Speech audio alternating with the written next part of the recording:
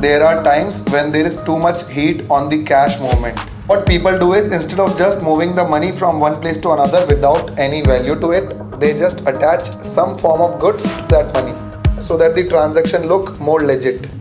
Let's say someone wants to remit cash outside India and the government regulatory authorities are facing a lot of heat to fulfill their targets.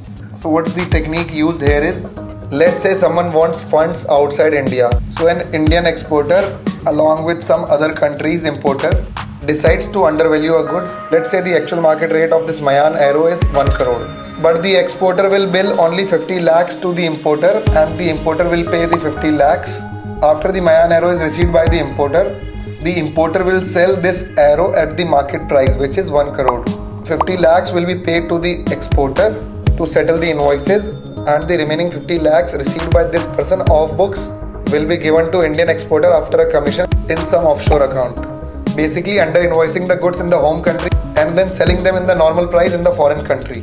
This was done by USA. They were invoicing bulldozers to Colombia at rupees 140 only, and they were selling prefabricated buildings to TNT at rupees 100. Same method was used by Indians when they wanted to bring money back to India by under invoicing goods from China and then selling them at the normal price in India, and the total amount of under invoicing was 16,000 crore only by 32 people.